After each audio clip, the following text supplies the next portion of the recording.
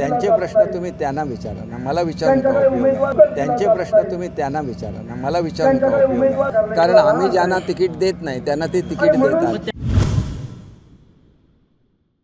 त्या घोषित झाले नाही. उदय सामंत म्हणतात शिवसेना पक्ष अजूनही लोकसभेच्या जागेवर सिंधुदुर्ग रत्नागिरीसाठी ठाम आहे. कसं बघता याकडे?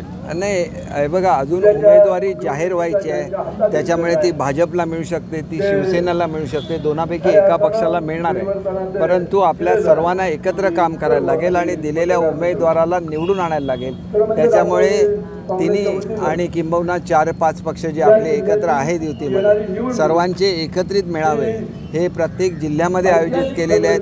त्याच्यानंतर प्रत्येक मतदारसंघामध्ये आयोजित केले जातील आणि प्रचंड बहुमताने आमची सीट विजयी होईल याची मला खात्री आहे. एक असं झालं होतं की किरण सामंत यांच्यापेक्षा जर का उदय सामंत यांचं नाव असेल तर त्याला मान्यता मिळाली असती भाजपच्या किंवा वरिष्ठ नेतृत्वाकडून. ही वस्तुस्थिती आहे का? नाही, मी याच्यावर काय कॉमेंट करू शकणार नाही. शेवटी ही निवडणूक लढावी की नाही हा उदय सामंतांचा प्रश्न आहे, कारण ते स्वतः उद्योग खात्याचे मंत्री आहेत आणि त्याच्यामुळे शेवटी त्यांनी असं करावं की नाही हा त्यांनी निर्णय घ्यायचा आहे. परंतु आज राणेसाहेबसुद्धा केंद्रामध्ये मंत्री आहेत आणि त्याच्यामुळे हा जो मंत्रिपदाचा मान आहे तो सुद्धा कायम राहायला पाहिजे.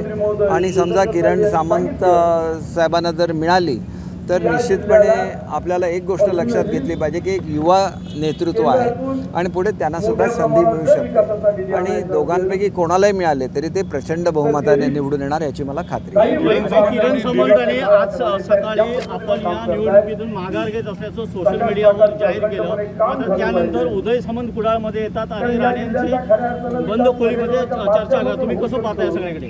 हे बघा, राणेसाहेबांचे सर्वांचे चांगले संबंध आहेत. त्याच्यामुळे त्या दोघांची काय चर्चा झाली हे मी सांगू शकणार नाही.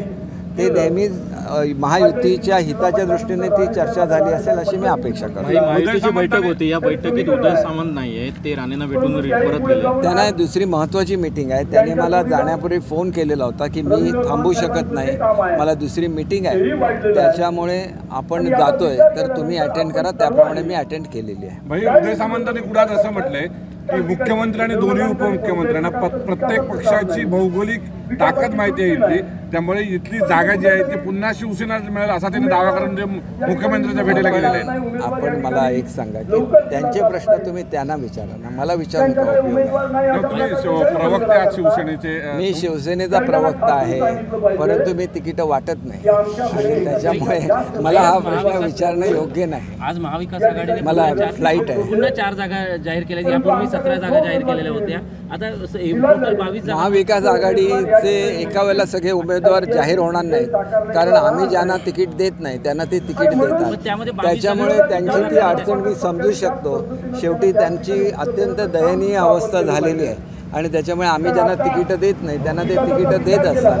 त्याच्यामुळे ते वाट बघणार की आमच्याकडे कोणाला तिकीट दिलेलं नाही का, मग ज्याला तिकीट दिलं नाही त्याला ते अप्रोच होणार आणि आमचे उमेदवार म्हणून सांगणार.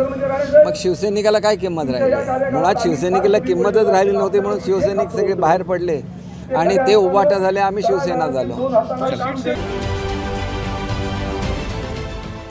देश विदेशातील प्रत्येक घडामोडींचे लाईव्ह अपडेट मिळवण्यासाठी आता साम टीव्हीच्या सर्व सोशल मीडिया प्लॅटफॉर्मला लाईक, फॉलो आणि सबस्क्राईब करा.